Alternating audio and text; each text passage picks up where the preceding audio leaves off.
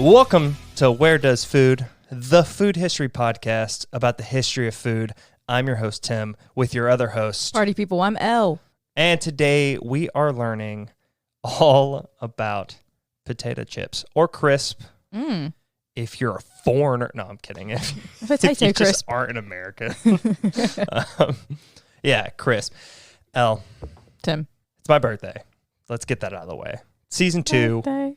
We're starting. It's my birthday, and Let's we're talking go. potato chips. How do you feel about potato chips? I'm pumped for you. Happy birthday. Yeah, thanks. I love potato chips.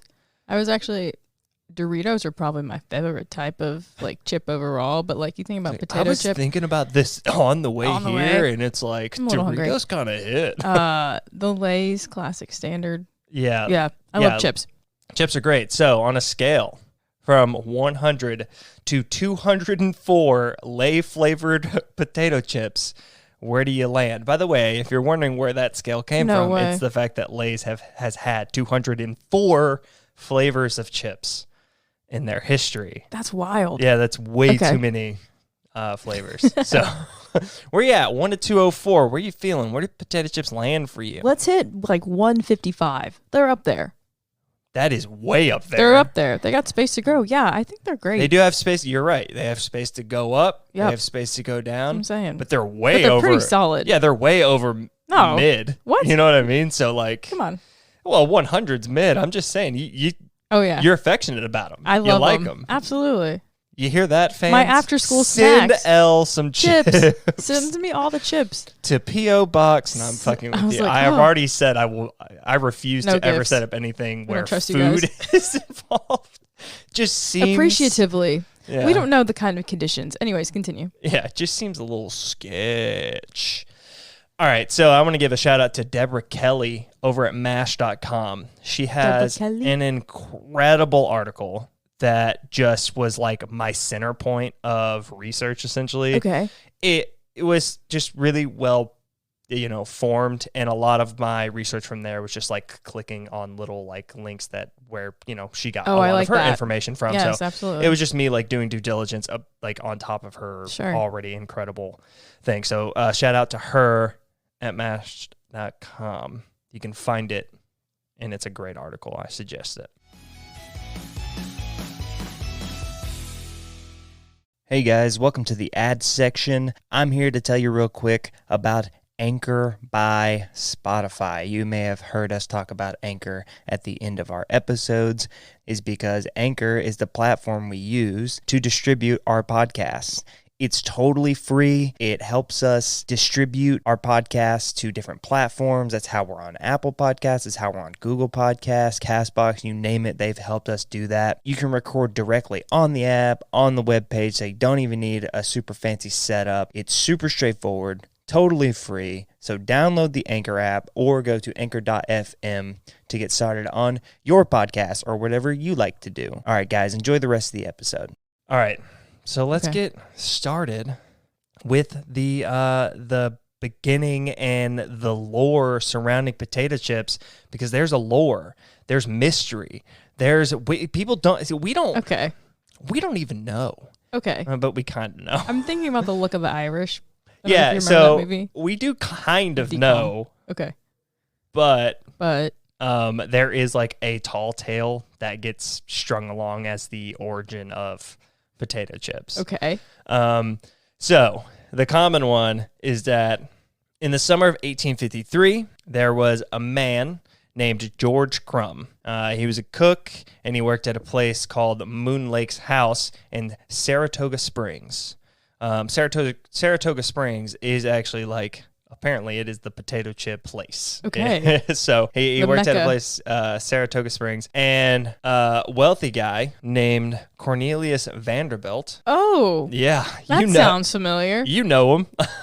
And yeah, the railroad tycoon guy. Casually. That guy. Yeah. So apparently the whole Worst thing is that like Vanderbilt didn't like the potatoes because they were too thick, and then Crumb got frustrated, and as like a joke, I guess, or whatever, he thinly sliced some potato ends and stuff, just like not, great potato cuts, and he deep fried them till they were golden brown. He he served it to him, and apparently they was were good. And like Vanderbilt was like, oh, these are incredible. And so Harriet Moon, the owner of Moon Lake, declared that the potato chips were the main dish of the restaurant. Interesting. And then Crumb would even open up his own place where it was just called Crumb's Place. Casually. Which is cool. I like that. Where people waited hours for what they called Saratoga chips. Which were those chips that he was, get out of here. Yeah. Wow. So I had no clue. yeah, so that's the story. That's the tall tale. Sure. That's not real. That's sad. Yeah. Okay. Like there That's are a fun parts, story. obviously there are parts of it that make sense, that are Right. real, that work, that, you know, George Crumb exists and that place exists and Crumb's place even exists. So all that stuff did exist. It's just like Vanderbilt really wasn't involved the way he was said to be involved. Oh, Yeah, just Imagine stuff like that. that. Like, yeah, imagine another rich bloke fucking getting all the hype around fucking helping create potato chips. We really don't know who made the first potato chip. okay. Why would we? What? Yeah. Why would we know? Like, at any given moment, who was like, I'm gonna fry some potatoes, thinly sliced, and yeah. But let's go to Crumb's story. Let's talk about Okay. Crumb. Yeah, let's talk about Crumb. Let's go all on that line. So Vanderbilt wasn't in Saratoga. Let's get that. He wasn't there. Not in 1853. Yeah, he wasn't there in 1853. He was actually in Europe with family. Oh, okay. Yeah, he That's was. what he a was casual. Yeah, he was just doing a casual vacation in Europe with family. Also, Vanderbilt didn't make an appearance into that story until 120 years later. Oh, yeah. so not even. It was an ad campaign that like enjoyed the story. You know how old ads had way too much story. You're right though. You know- Yeah, no, you know absolutely. I'm thinking back in my brain. Like growing Yeah, you up. know what I'm talking absolutely. about? It's just like, like- panels. Yep. Panel Actual, like a comics. whole storyboard situation. Yeah, well, that's kind of what was going on here. Is later he got folded into it all via an ad campaign, and ever since then, And magically, he was yeah, he's involved just in kind the of been a invention part of the tall potato tale. chip. Oh yeah, okay. Also, crispy potatoes weren't new to Saratoga. Oh. Like crispy potatoes had existed. That makes. I mean, that makes sense. Yeah, Potatoes went around like forever. Right. we have grows up fried the ground. foods for Ever. ever. Like to the Romans. No. I was like, oh, what a turn. No surprise though. Yeah, but like they fried foods. You know what I mean? So Right. like we have known about like fried foods, and it's Sure. hard pressed to believe that somebody didn't take a fucking potato at one point and throw it in a vat of bubbling fat and lard or whatever the fuck. Oh my So- goodness, I'm hungry now. Why? Let me get some baked potatoes. Let me get some mashed potatoes. I said bubbling fat and lard, and I and was potatoes. Like, I was like, And potatoes. It's a southern movie. No, I'm just kidding. I'm just kidding. yeah, it is the Southern. All right. That's true. Also, there was a New York Herald report from July 1849 that talks about a woman who goes by the name of Eliza, who was a cook. And she was actually known for how well she fried potatoes. Ooh. So, like, all we know about this lady is that her name was Eliza. How mysterious. That's it. So she's a woman lost to history. Yeah. Just threw down in the kitchen though. But that obviously takes place before that story. Sure. And there is a historian named Dave Mitchell, a food historian, much like you and me professionally. Dave, he dived into all the people. So like Eliza, Vanderbilt, the lake house cooks, everybody, the restaurant manager, Everybody. Hiram Thomas, the both of the Moons who owned the place, the proprietors. Wow. Okay. And even Crumb's sister, Kate Wicks. Hey. He went all the way in. Wow. And his conclusion that the chip wasn't invented in Saratoga, but he does credit it with Saratoga like popularizing it. Like, Okay. it's Yeah. in New York. It's an establishment that's doing like really good shit. So Sure. naturally you're like, oh, did you hear about these chips over here? Yeah, they're calling them chips. Yeah, so that's what he concluded, and that's what Thanks, what Crumb. we go by now. So obviously they didn't invent it. Some poor woman, Eliza, potentially did, I think that's but probably didn't. Oh, there's It's more to just the story? well, it's just that again, 1842 is like that's pretty recent on the In the grand scheme of food timeline. timelines. So So, like yeah, I know. if we're being honest, someone else fried a potato and it was thin enough to be considered a chip. Just wasn't called out at the time. Absolutely.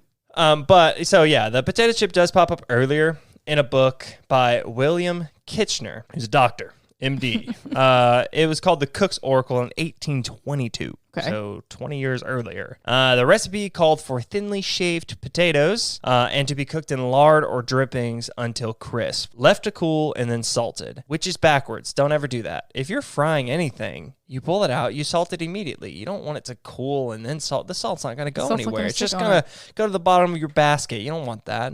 You don't want under-seasoned fried potatoes or under-seasoned fried anything. So, yeah, salt it immediately, idiot. Kitchener.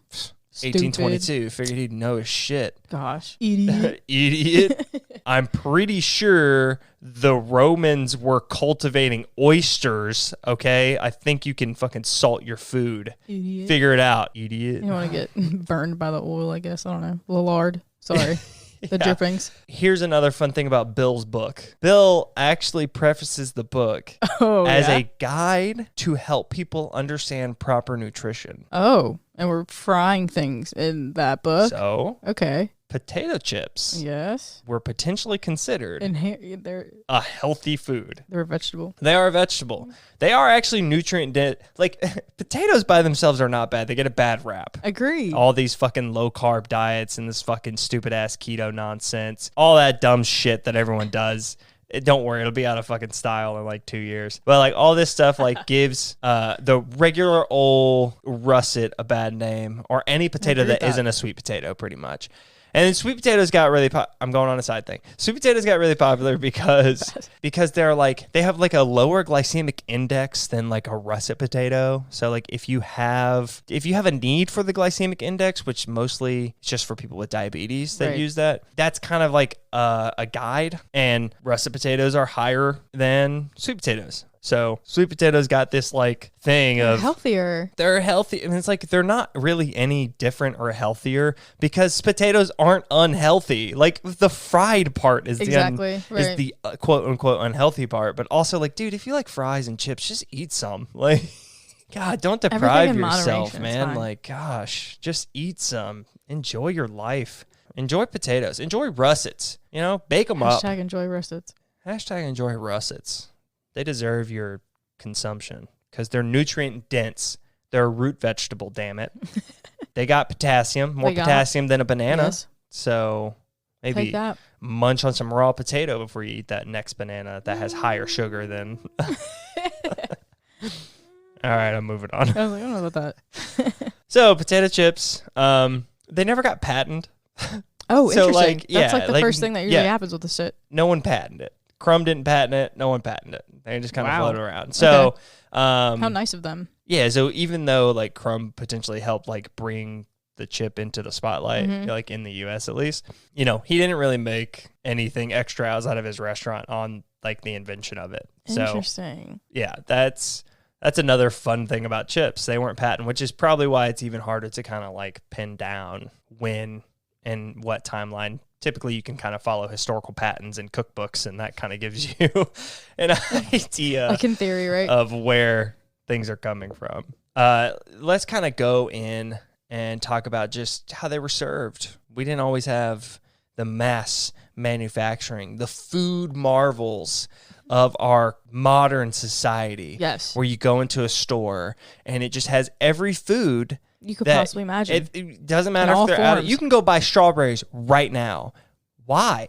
Those are way out of season. How did we get potato chips into bags is what I'm trying to tee up here. I got a narrative going. Okay. Following along. All right, so before chips were bagged, they were served in tins, and they didn't hold well. Like a Pringles situation? Yeah, so they were restaurant food, man.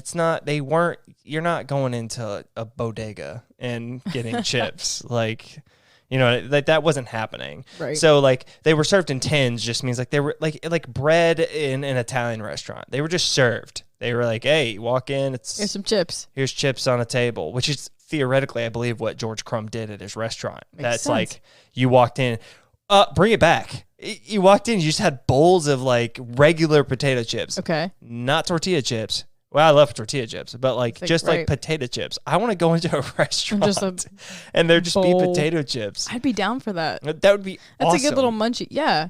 Yeah. Okay. That needs We to need to do that. Yeah, that needs to bring that happen. back. How come every barbecue joint I've ever gone into doesn't just have a bowl of potato chips on every table? I'm not going to mention the steakhouse specifically, but they have peanuts that you can get. Not the same. And it's not the same. So I'm like, why can't we do this? Yeah, why can't we do the same potato thing? chips. Put the potato chips down All on the right. table. Bring it back. Yeah, so they were served in tins. An Obviously, they assortment. didn't hold well because it's a fried food. And they get crushed and whatever. Like, it's just, yeah, like, you know how it works. Absolutely. Everyone listening. Crumbly. But in the 1920s, an entrepreneur named Laura Scudder. Let's talk about the ladies. Shout out to the ladies. Bringing the heat with potato chips. She got her workers to... So she didn't do shit, but she got her workers She's to... delegated. Yeah, that's a sign of a good leader. So we've been told. Yeah, in traditional hierarchies. So she gets her workers to make bags out of wax paper Okay. that help the chips. Right, So that makes sense. She's making bags out of wax paper. Boom, chips are holding. She also was the first one to put dates on her bags. Oh, how clever. Yeah. She's the first one that created it. Yeah. Smart. Yeah, and then the invention of cellophane came into play, and that is a product that lines the packaging. Right. It's that thin plastic that's in a lot of packaging that helped create the chip bag, essentially, and Right. that's what sort of led them into being manufactured. Wow. So there you go. Modern potato chips come in plastic bags. We all know this. And get filled with nitrogen. Maybe we all didn't know that. Did not know to that. keep the chips fresh. So whenever you're pissing and moaning about your Lay's bag being like 2/3 of the way full, it's for a fucking reason. Because those bags of chips wouldn't be fresh. So Interesting. maybe shut your privileged ass up, America. No. No, I'm kidding. You can complain about the lack of chips, buddy. Like, they need to figure out how to fucking... But we got to figure out. There's got to be a better way. There's got to be another way. But no, yeah, that's why. I didn't know that. Yeah, so I when you knew- open it up and you're disappointed, that nitrogen is the reason why you can still enjoy those chips at the bottom of the bag. You know So- what? Now that makes more sense. I'm trying to Do you think at least back. appreciate the trade-off? Yeah. No, I Right. agree. Because I'm trying to think growing up, like, I'm sure there were probably some stale chips in there. I Right. didn't realize. Yeah. You were a kid. But, now. Okay. Yeah, I imagine appreciate that. growing up pre-1920s and you didn't have bags of chips. You just got served on tins. How would you feel about It would that? be the same thing. A day-old tin Disgusting. chips. What do you think I am here? They sort of taste like rust, Rust in the tears. You can of fold the them in Industrial half and they Revolution. don't break. Like, No, I don't want that. yeah. I don't want that. So also in the 1920s, we're moving on. Also in the 1920s, a businessman named, you might know the guy, Yeah. Herman Lay. Hey, wait a second. Hey, Is that where this is about to go? yeah. No, actually, he created Kettle Cook. Shut the fuck No, up. I was about to walk out. He here. created Lay's. Herman Lay began selling potato chips out of the trunk of his car. Man, That doesn't happen today. no. Not many people are doing that. And if it's going to be the trunk out of their car, it's not going to be Can you selling imagine a dude like a rolls up, he just potato like chip. pops the trunk of his Monte Carlo. And it's, Hey, Shotty, I got 6 flavors. What Holy chips you want? shit. Yeah, no. yeah, there's no way. There's no way you don't think those chips are like coated in ground up. It'd be like, oh, were those cannabis chips? Yeah. Those Coke chips? Yeah. Not, Absolutely. 100%. Not regular, like, Just Lay's. sprinkled with schneef all day long. By 1938, Lay's went into mass production. So, around 18 years. Okay. He went into mass production, became the first successful national brand. Lay's the first successful national brand. This is how you know everything that you like is manufactured and it's not real, and you're just going on autopilot. You never had a chance. You never had a chance. Lay's probably not even the best chip, just that they were the first They were the first manufactured nationally. That's really been what we've learned so far Yeah. with this podcast. And so now you just like Lay's. They're probably not even that good. I bet there's some other schmuck that was making a way better potato chip in 1920s and just didn't get the traction because he didn't have a vehicle. It's another form of the 1%. I'm kidding. I'm not going to put modern Bring it plights. back. I'm not going to put a modern plight lens onto the Thank figures of the past. Why would I do that? It's a different time, different place. And it was the roaring 20s, baby. We can do whatever we want. However, pew. kudos to them going into mass production in 38 because times were not I was good. going to say, we're right around the end of the Great Depression. So Yeah. we're just now So we're just getting ready to go into war. Something that is postulated. Sorry. So something that is like talked about is that made Lay's prolific is that there was a rumor that was surrounding Lay's potato chip that they were an aphrodisiac. Oh, how scandalous. Obviously, so there was nothing that showed that like Herman Lay came up with it or anything like that, but he didn't deny it. It was going around and he just sort of like ran with it. He was like good marketing, yeah. Yeah, he was like, I'm getting free marketing here. So that's what he used to help sell the chips. In the 18th century, the potato itself was considered to be an aphrodisiac. So this thing has a past of being an aphrodisiac. Okay. And it also was claimed to cure leprosy. Two different things. I like that. Turns you on.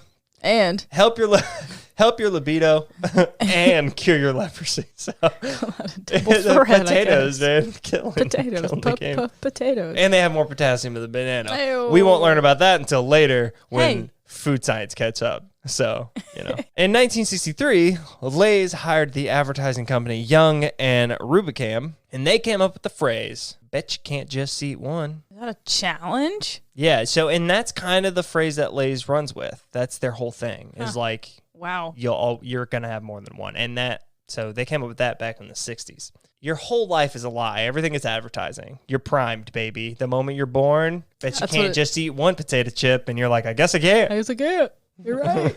I gotta get the whole bag down. All right, so let's roll back a little bit because we jumped all the way to the 60s. So going back just a touch, 1927, there was a prize fighter named Leonard Japp who decided to change his career up. So he started making chips, natural. You don't want to fight anymore, make chips. He started making chips, and he was the first one to fry them in oil. So he kind of created the game. Yeah, he kind of created like the modern potato chip, essentially, is frying them in oil instead of like lard or anything like that. So during the same time, we're going to have a cameo, friend of the podcast, Al Capone. So Al Capone was doing a lot of speakeasies during the Prohibition era. I don't know how much you guys know about Al Capone, but that was the thing that he was doing. As a mob boss? Yeah. And he was a big fan of potato chips. Okay, even better. Okay. Yeah, loved them. 2 for 2. He was trying to find a guy to like make potato chips for him. Well, Leonard Japp was like, well, I can make enough for you. Like, I got you. I can do this. Okay. So Leonard Japp ended up making enough. But since there was a big like anti-Japanese thing and his last name was Japp, they actually changed the name of the chips to J's instead of Japp. No way. Yeah. That sucks. Yeah, so that happened. I mean, he got credit for it at the end of the day. So what more can he ask for a guy who was working with Al Capone to put chips into the heart of the underground speakeasy club during the Prohibition era? Man. What a time. Well, that's what I'm saying. What a time to be alive. It really would be. It would suck. That'd be awful. I would never. So during World War II, as many of us know, production on non-essentials just halted. You know what I mean? That sounds familiar. You can't fucking make things. Right. During World War II. Why would you do that? Right. Yeah, there was a war going on. However, this is a wild thing. When I was reading this, I was like, what am I reading? The potato chip manufacturers lobbied against being shut down, and they were able to remain open. Guys, if you didn't know about the 1940s potato chip lobby, Feeding America, it really is a power to behold. Really? I guess they were able to remain open during times of essential need. Like everyone, Pabst was making... Feeding America. Yeah, Pabst was making cheese instead of beer. Mm-hmm. and these guys are like, I don't care. Yeah, so... since they were able to do this, it made chips blow up because sugar was rationed. Yeah. Right, okay. Other manufacturing did stop, like normal fucking people. They didn't lobby against like rational decision making. Chips were sent overseas and they got popular because there were no sweets. So it was all just savory chips. Wow. Isn't that exciting? That's very interesting. I didn't expect that at all. All right, science time with Tim. Science time. In the 1940s, Archer Martin and Richard Synge developed partition chromatography. That sounds fancy as fuck. What is Does that? sound fancy. They won a Nobel Prize for it in 1952. The food scientists created food flavorings with a similar science known as gas chromatography, which vaporizes compounds without decomposition. What? Yeah. So, just 2 years later, a man named Joe Spud Murphy No way. Spud. was an owner of the Irish company called Tato, Love that. and his employee, Tato. Seamus Burke, made flavored chips for the first time using that method. Record scratch. I'm interrupting past Tim with a Tim that's like months and months away, and I'm stopping the podcast because I need to fix an error of mine. I didn't know what partition chromatography was at all, even though I read plenty about it. I just took away the wrong information. So I'm going to correct that information. So essentially, chromatography allows you to separate and identify different components of a mixture. Essentially, if we extrapolate that, we can just say that, what food scientists did was pinpoint different compounds for specific flavors, and that helped kind of create, flavor profiles with seasonings and stuff like that. So it wasn't that it just like broke down little small particles. It was that it specifically allows you to pinpoint different components of something. So that's what it actually is. And we'll just insert after I wrongly explained it, but now it is rightfully explained. And you can thank my buddy Austin Martin, who hit me up and decided to be a real dick about it. No, he was very nice and was like, hey, that's not what that is. And I was like, okay, yeah, I'll fix it. There you go. I fixed it. You guys are back to the podcast. Isn't that fun? That's wild. Yeah. The flavors were cheese and onion and salt and vinegar. Yeah. Some salt and vinegar chips. In the States, during the same year, the first flavor manufactured was barbecue. Yes. The second U.S. flavor was sour cream and onion. Your life Classics. is a lie. Okay. The first two flavors to be produced were barbecue and sour cream and onion. What were the first two chips you probably had growing up? Not barbecue and sour cream and onion. Barbecue and sour cream and onion. Everybody knows those are the first chips everyone fucking tries. What? Yeah, Barbecue. Lay's barbecue, yeah. I mean, sour cream and onion, that's a mainstay. The green bag? Green bag. Are you kidding me? Man, those are good The too. green bag, the green Power Ranger? Power. You following me on this? I am on the yellow brick road, my friend. A little bit more science. Yes, okay. The potato chips actually do have an addictive quality. Okay. Yeah, so Damn, you guys. you can't just eat one. That's accurate. It's a fact. They didn't know that in 1963, but we know that now. In 2013, researchers showed some findings at the National Meeting and Exposition of the American Chemical Society. It's a lot of words. Yeah, it is. The study was about hedonic hyperphagia, which is the idea that people eat because it feels good, not because they're hungry. Oh. Now, obviously, we know that people eat for a variety of So reasons. many reasons, So right? one Yeah. thing doesn't necessarily is the reason why, but this is a thing that we're now developing words for and a science behind. Also, chip bags create a sensory experience, like opening up a can of Coke, which causes you to want more. What? So the crinkling bag is just as synonymous with good things, Oh. like popping open a can of Coke, which I think I've said maybe on this podcast before. I think opening up a can, like a beer can or Very a Coke satisfying. can, is like the best sound in the One of the world. most satisfying. Immediately makes me salivate and makes me want it. So like, yeah, Man, yeah. the little squeakiness at the very top of opening up a bag of Lay's, Shaking it down. followed with the crinklings. Oh, that's a good time. That's a good time. I want chips now. I'm not going to lie to you. That's a good time. Let's move on to fun facts. Fun facts. I don't know how many I got. Facts of I just fun. wrote a paragraph of some shit. So Oh, here we go. We're going to see okay. how many we got. Okay.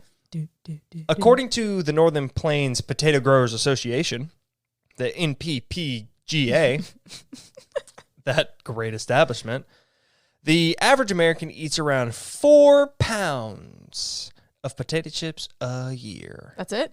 4 pounds a year, baby. Those things are thin. Yeah. A bag of potato chips isn't even a pound. That's a lot of chips. That's a lot of chips. Holy fuck, that's a lot of chips. Yeah. On Super Bowl Sunday. Bum, bum, bum, bum, bum. Yes.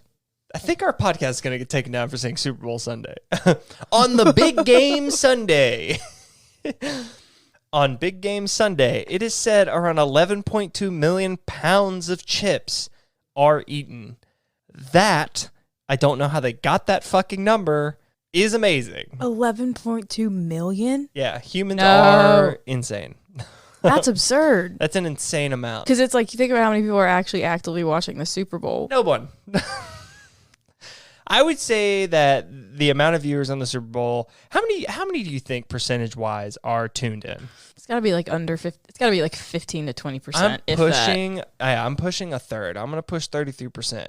My logic behind this is that a couple of people that, got their, like, they invite some people, but then they invite some people. So by the end of it, you get about you get a big group of people because it's like food and booze and funny commercials sometimes. Absolutely. And it's a good time. And then you get like that only like there's like 6 that are actually watching the game and are invested, and then there's like 20 that don't give a fuck. So I'm thinking my brain is at. And I've been to a couple Super Bowl get-togethers, and that kind of is what happens. Absolutely, that's exactly what ends up happening. I went to one where it was just me and my bud watching the Super Bowl, and it was like 15 of us there. And it was just 2 of us watching the game. So that's my logic. In 1975, a ruling by the FDA declared that Pringles aren't technically potato chips. Okay, why? And they were required to be labeled as potato chips made from dried potatoes. And if you look on their packaging now, it actually says potato snack because they are dehydrated, molded, fried chips. Yeah. But they're not potato they're uniform. Chips, technically. Yeah, but they're not technically. The FDA, man, they slick. Interesting. I didn't anticipate that. That's taters? Man, that's potatoes. You got any questions, concerns? You want to go back on anything and ask me, or are you feeling confident? I feel confident in the test coming up. All right. So where are you at now? I believe we were at 155. Yeah. Out of 204. So, okay. We've got some pros and cons. Okay. Pro, Al Capone was getting these bad boys into speakeasies during Prohibition. That's fucking cool. Respect. I would like to think that during Prohibition, I would also have a speakeasy. Okay. And obviously, con is that they did not make a rational decision during the fucking World War, and they decided to keep production going. And so I'm like, yeah, it's very weird. It's very weird. Yeah. Because I was when I heard the Al Capone thing, I was confident I was going to bump my score up, and then I heard the World War thing, and I was like, you know what? That's kind of shitty, actually. Kind of shitty. So yeah, but the chips did go to the troops. I can't respect that. That Star Spangled Music. I think fireworks just went off behind me, if I recall. They're shooting just fucking bags of chips. Bald Eagle just went through carrying a bag of chips to our troops. Okay. Yeah, so I'll you know what? I'm going to keep it at 155. I think 155 is pretty solid. That's a really solid score. With the plus or minus that we just walked through. I think it cancels itself out. Yeah. So George Crumb, he didn't create the chip, but you know what? Crumbs, please. Kudos to George, man. He was doing things at his restaurant that I think should come back, and it's putting chips on tables. Shout out to Eliza. Yeah, shout out to Eliza. You know, she's lost a little bit to history because we only know her name, her first name, and nothing else. Nothing else. But you know what? Shout out to her as well. Absolutely. Well, guys, that's the end of the podcast. You can, you know, if you want, you can go support us. We got some bonus episodes or something. Matter of fact, we'll play a little clip of a bonus episode in 3, 2, 1. to come into this established thing. You're a part of the family. Cool. You come Very into this part of the established family. thing. You know, They loved him. yeah, you know, you go, you're like, hey, no, I'll come and I'll buy part of this. You know, I'm willing to help out with this. You know, I don't want to go back to the lake. No. I'll start brewing beer. And then he ends up in control after deaths and retirements and all this stuff. And then he's just like, all right, I'm done with that fucking name. My name is Frederick Pabst. Do not go by best. I will not be selling the best beer. I will be selling Pabst. Best beer. That's it. That's all. That's literally it. That's all he wrote. Yeah. It just seems disrespectful. Dude, I mean, he bought the company fair and square. Oh, yeah, true. He Technically, owns it. It just seems... That was such a good clip. That was so funny that we definitely listened to it just then. That's what we did. Guys, you can go to anchor.fm/where-does-food and you can subscribe right to for a lowly $5 a month, and you get some extra Child's Play bonus episodes, 1 to 2 episodes a month, just depending on how our schedule looks, honestly. But you know what? They're fun. They're great. And it's, you know, it's a little after dark. It's a little after dark. It's a little after dark. We're drinking a little bit while we're doing it. You know, it's jokes are flying a little bit. Yeah. So I mean, I would definitely. I mean, I'm not biased or anything, but I would definitely go check that out.